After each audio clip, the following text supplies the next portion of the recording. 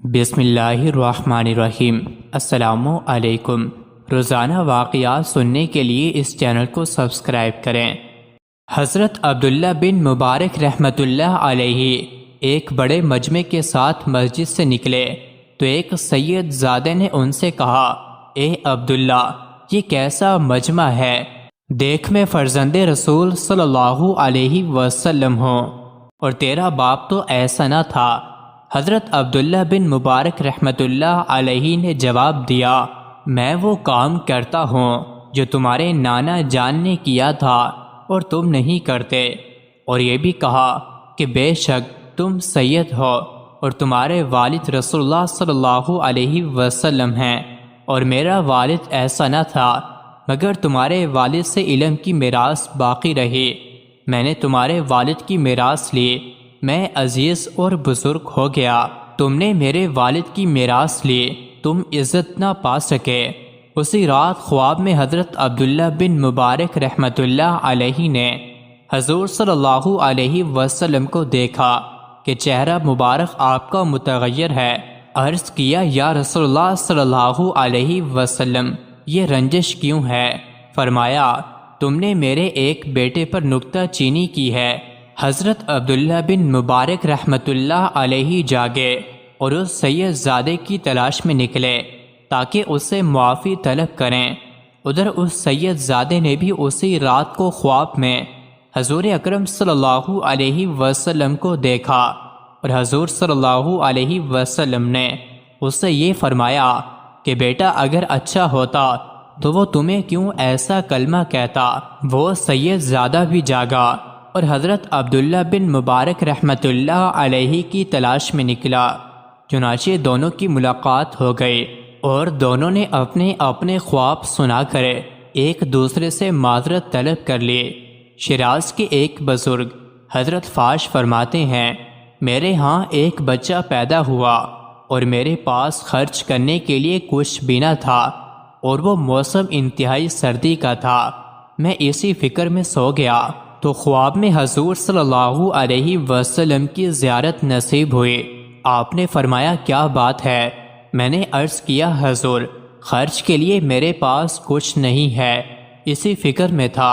حضور صلی اللہ علیہ وسلم نے فرمایا، دن چڑھے تو فلاں مجوسی کے گھر جانا اور اس سے کہنا کہ رسول اللہ صلی اللہ علیہ وسلم نے تجھے کہا ہے کہ 20 دینار مجھے دے دے۔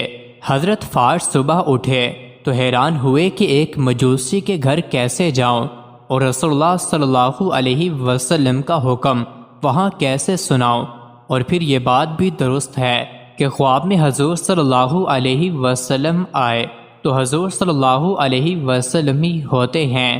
اسی شش و پنج میں وہ دن گزر گیا اور دوسری رات پھر حضور صلی اللہ علیہ وسلم کی زیارت ہوئی اور فرمایا، تم اس خیال کو چھوڑ کر اس مجوسی کے پاس جا کر میرا پیغام پہنچا دو۔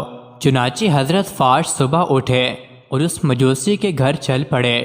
کیا دیکھتے ہیں کہ وہ مجوسی اپنے ہاتھ میں کچھ لیے ہوئے دروازے پر کھڑا ہے۔ جب اس کے پاس پہنچے تو چونکہ وہ ان کو جانتا نہ تھا اور یہ پہلی مرتبہ اس کے پاس آئے تھے، اس لیے شرما گئے، تو وہ مجوسی خود ہی بول پڑا اور کہا، بڑے میاں، کیا کچھ حاجت ہے؟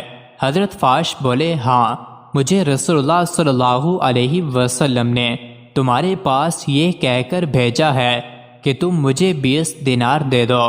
اس مجوسی نے اپنا ہاتھ کھولا اور کہا، یہ لیجئے 20 دینار، میں نے آپ ہی کے لیے نکال کر رکھے تھے اور آپ کی راہ دیکھ رہا تھا۔ حضرت فاش نے وہ دینار لے لیے اور اس مجوسی سے پوچھا، میں تو رسول اللہ صلی اللہ علیہ وسلم کو خواب میں دیکھ کر یہاں آیا ہوں، مگر تجھے میرے آنے کا علم کیسے ہو گیا؟ تو وہ بولا، میں نے رات کو اس شکل و صورت کے ایک نورانی بزرگ کو خواب میں دیکھا ہے، جس نے مجھ سے فرمایا کہ ایک شخص صاحب حاجت ہے، وہ کل تمہارے پاس پہنچے گا، اسے 20 دینار دے دینا۔ چنانچہ میں یہ 20 دینار لے کر تمہارے ہی آنے کے انتظار میں تھا۔ حضرت فاش نے جب اس کی زبانی رات کو ملنے والے نورانی بزرگ کا حلیہ سنا تو وہ حضور صلی اللہ علیہ وسلم کا تھا۔ چنانچہ حضرت فاش نے اس سے کہا یہی رسول اللہ صلی اللہ علیہ وسلم ہیں۔ اس مجوسی نے یہ واقعہ سن کر تھوڑی دیر توقف کیا اور پھر کہا مجھے اپنے گھر لے چلو۔ چنانچہ وہ حضرت فاش کے گھر آیا اور کلمہ پڑھ کر مسلمان ہو گیا۔ پھر اس کی بیوی بہن اور اس کی اولاد بھی مسلمان ہو گئے۔ مزید ایسے ہی ویڈیوز کے لیے چینل کو ضرور سبسکرائب کریں۔